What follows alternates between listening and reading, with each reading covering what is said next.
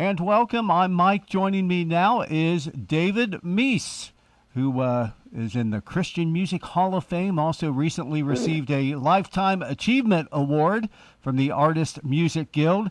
And you're familiar with his music. And David, thanks for taking the time out to talk to us today. Oh, it's a pleasure. Thank you, Mike. Well, let me know how a kid from Humble, Texas came to get into music. How did it all start for you? Well, first of all, Humble, Texas sounds like an oxymoron, doesn't it? I started piano when I was 5. I actually asked for piano lessons from my mom because of a Bugs Bunny cartoon I saw. You may remember it, where Bugs comes out and plays the grand piano and plays the Absolutely. Yeah.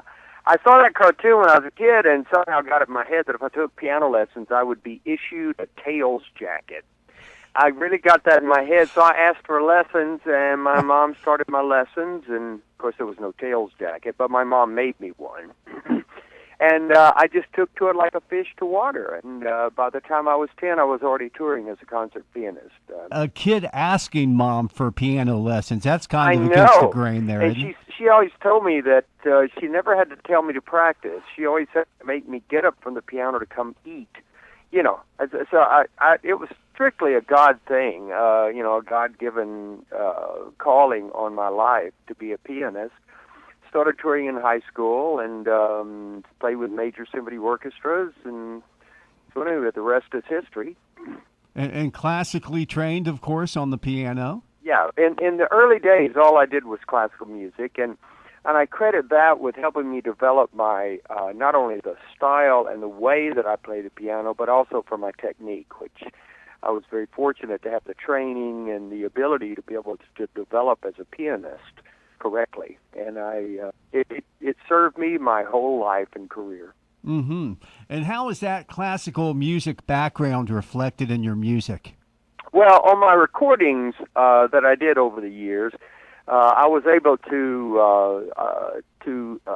a lot of times I would merge classical music with the more popular music forms that you would normally hear Christian music or whatever kind of music you listen to. I really enjoyed being able to mix in classical pieces where I'll be playing a classical piece and then I'll go into a song that I wrote and many times bring the classical theme back in throughout the piece. I had a song called This Time from my Learning to Trust album. Yes. That I incorporated a Chopin etude, for instance. Took the whole middle section from the etude and put it in the middle of the song. And it was just really fun to do that. And being able to work classical music in and through my music was always a fun thing. Would you suggest people that are just getting started out to be classically trained? As you said, it served you well throughout your career. Well, it is the only way, I think, that you'll ever really get the what we call as pianists, we call it chops, where you develop the ability to play really cleanly, really precisely, and really fast. The only way to really develop that is through the classical means, or at least that's my opinion. All other musical art forms grow out of that. I'm sure there are exceptions, but for the most part, if you're going to be a great pianist, you got to start off with the classics. Do you ever see yourself getting back to just doing classical music or releasing a classical music album? I thought about it, but what I do now is just way more fun, and also because I'm in Christian music, I'm able to also incorporate, the lyrics and a strong message to encourage people. So I think classical music for me was a great foundation, and it allowed me to have a lot of freedom in my Christian music. But it's far too limiting for me after having tasted what it's like to be able to utilize all the different art forms in music writing. To just go back to just interpreting classical pieces is just a little too limiting for me. Sure. I have too much fun doing the other. Oh, yeah, and you mix them so well together also. Well, thank you. Your first album coming out in 1976. Do you have a favorite decade now that we're in the, what would you call it, the 2010s, I guess? Yeah, exactly. The teens, yeah. Yeah. Well, no, I don't really have a favorite decade as far as music and writing and ministry and all that. I think the most important thing is to realize that there are people who are hurting just as badly now as there were people back in the 70s. So the objective that I've always taken is to do everything I can to encourage the listener. And to do that, I use musical forms, I use lyrics, I use poetry, I use comedy, everything that I possibly can to help people. Now, I'm sure you've seen a lot of changes. What are some of the changes that you've seen in the music business over your time? Well, I think when I first started out, music was the central thing, especially among young people, my peers, people that I grew up with. Music was the central thing. And so you just didn't have, today, technology is the thing. Music isn't. Music is a part of things, but it's just not the central role that it used to play. But that's okay. Times change, people change, technology changes. And we as Christians and we as ministers and writers and artists, we have to adapt and allow God to work through us to get through whatever the medium is that people are using and listening to be able to encourage and minister to people. Again, we're talking with David Meece, and he's going to be at Beautiful Savior Lutheran Church in Powell, February 16th, 6 p.m. showtime. Tell me a little bit about the Hands of Hope project back in 2012.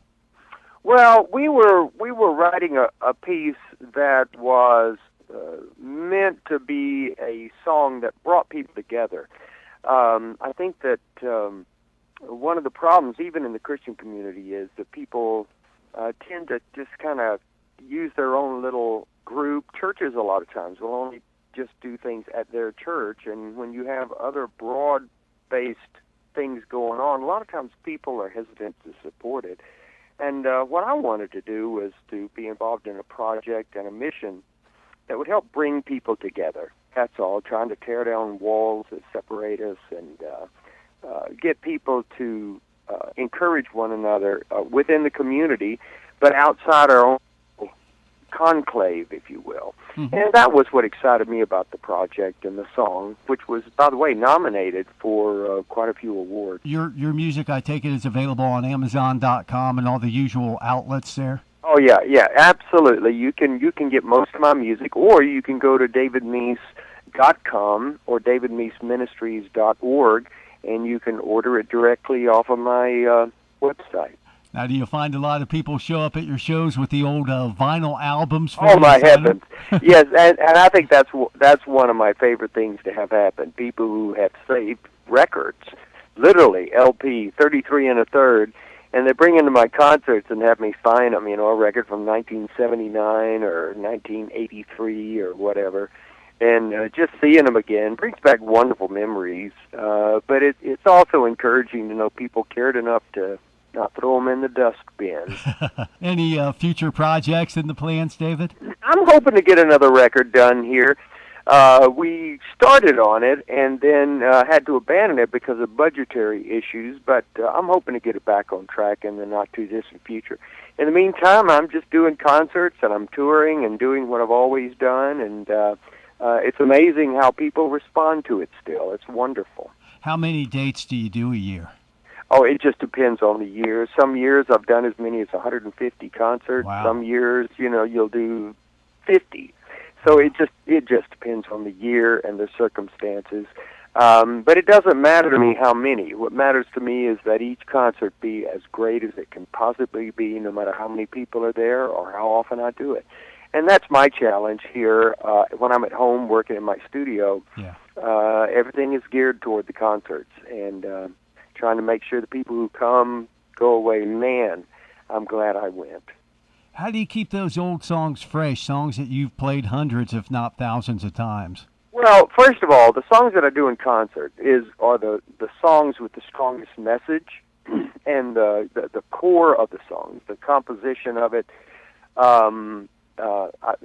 There are some songs that didn't turn out as well as others that I ended up recording that I just don't do them in concert because I would be less likely to I'd be less likely to stay fresh on them. But most of the songs that I recorded, fortunately, are songs that have a deep message and have stood the test of time. And I, quite frankly, do not get tired of them. I enjoy it every time. We Are the Reason, is that one of those songs you have to play each time out? Oh, yeah. You have to do that in concert or you get tarred and feathered by people who come to the concert. We Are the Reason. I also had a song called One Small Child that was a Christmas classic. Right.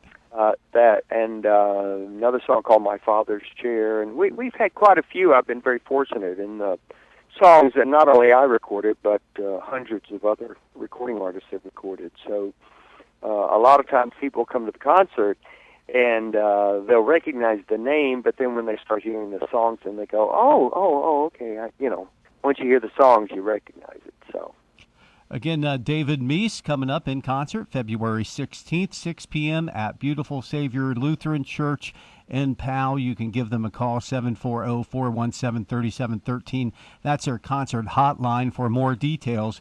And what is your website? How can people get more information? Well, it's very simple. It's davidmeece.com or www.davidmeece.org. Either way. Okay, very good. We've been speaking with David Meece. Thanks so much for taking the time out to talk to us today. Mike, it's been a pleasure. Thank you.